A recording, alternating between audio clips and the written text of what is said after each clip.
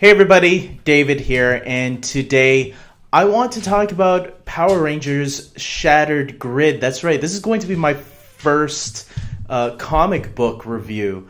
I haven't done reviews on comics before. I've read plenty of comics. I'm not the most knowledgeable person on comics when it comes to comic books.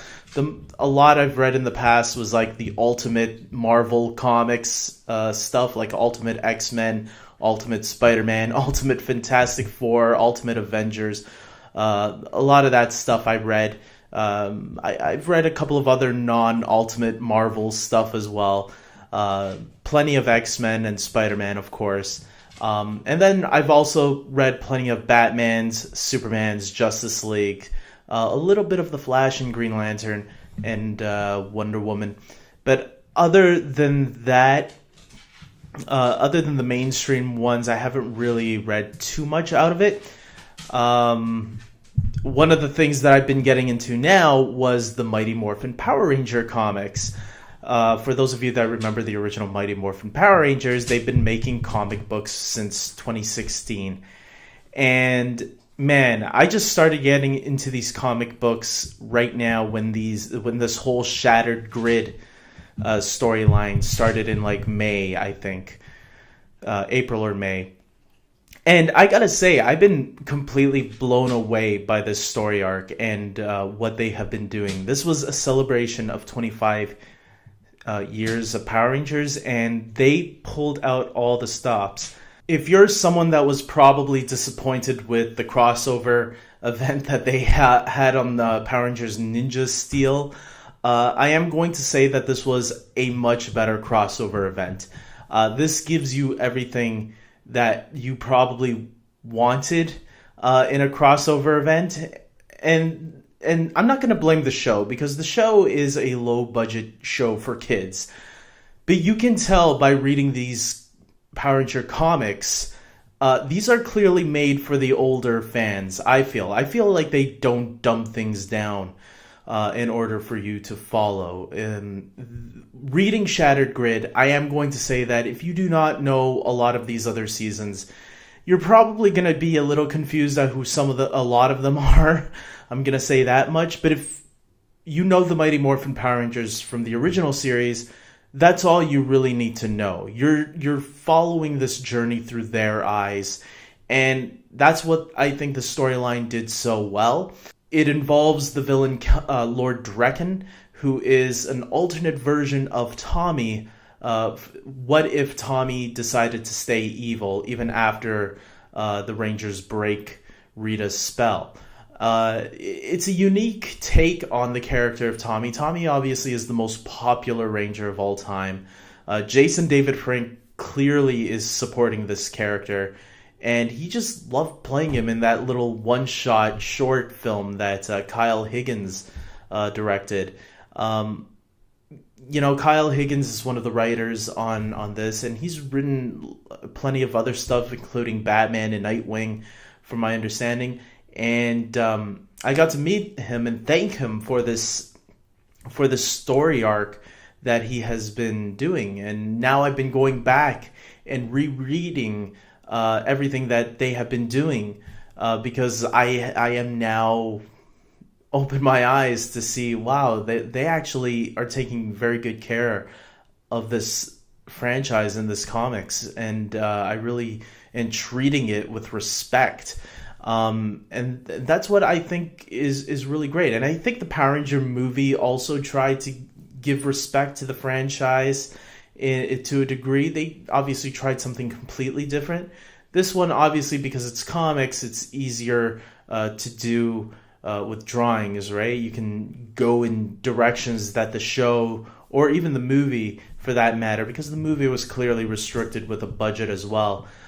You could go to do things that it would be impossible to do in any other medium. I think that's what the freedom you get with comic books. Now, obviously, there's some disadvantages too. I've heard complaints from some fans on Ranger Board, for a matter of fact, that some people wished, oh, I wish we could have seen more of that interaction or this interaction, or a little bit more of the action aspect. But because of there's so much room you can fit into one comic. For myself, I understood that. It was just cool seeing how, yeah, there were some really nice character interactions, but it was really cool seeing how the story all played out. Some people felt the ending of the Shattered Grid story arc was a little anticlimactic. I disagree. I thought it was a nice way to finish off Lord Drekken's storyline. Look, in some aspect, I kind of had a feeling they would have to bring Tommy back. They killed him off in the first issue that started all of this, and I was shocked. I'll admit it at first, but then I started remembering.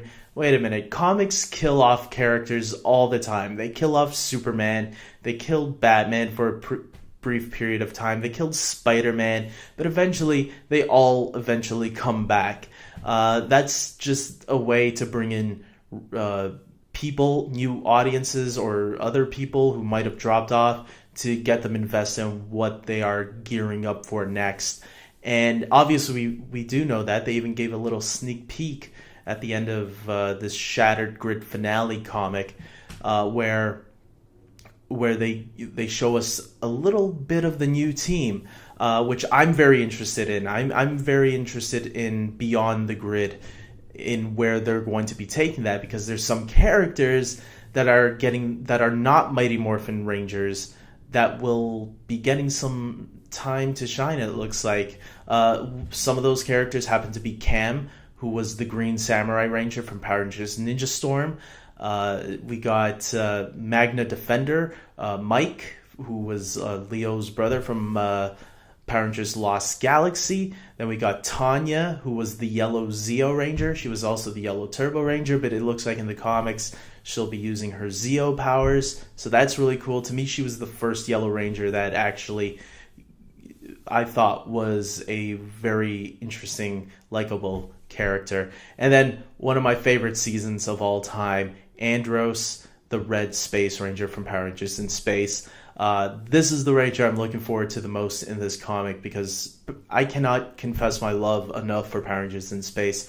That was the season where I said this is the beginning of the golden era of the franchise. The beginning was a great era.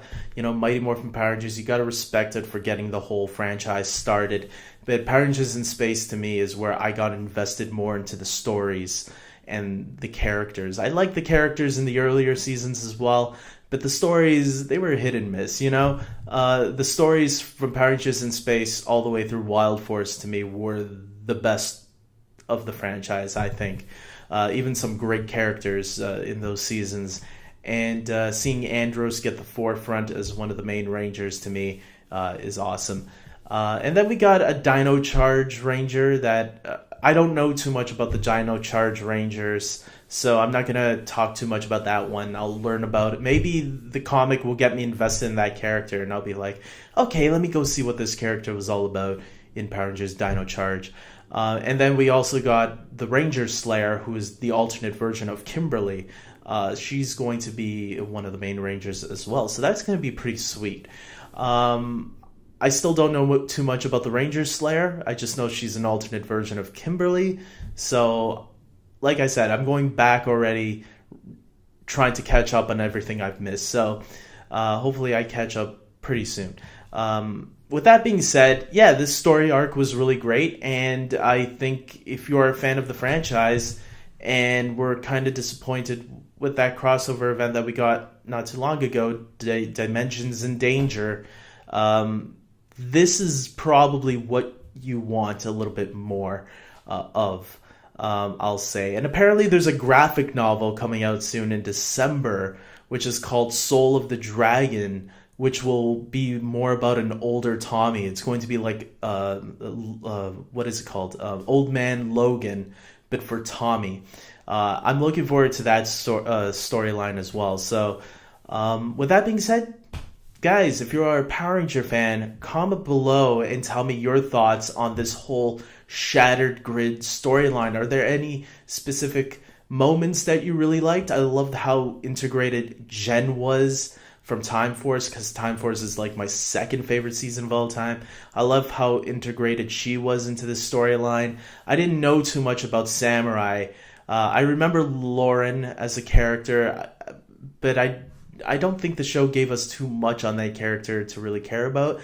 But the comic, I actually liked her character a lot more in this storyline than all of her appearances of Samurai.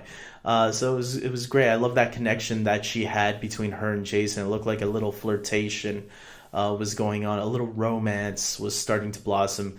Unfortunately, it didn't get that far. Who knows? Maybe it will. But yeah, this was a great storyline. I'm looking forward to Beyond the Grid.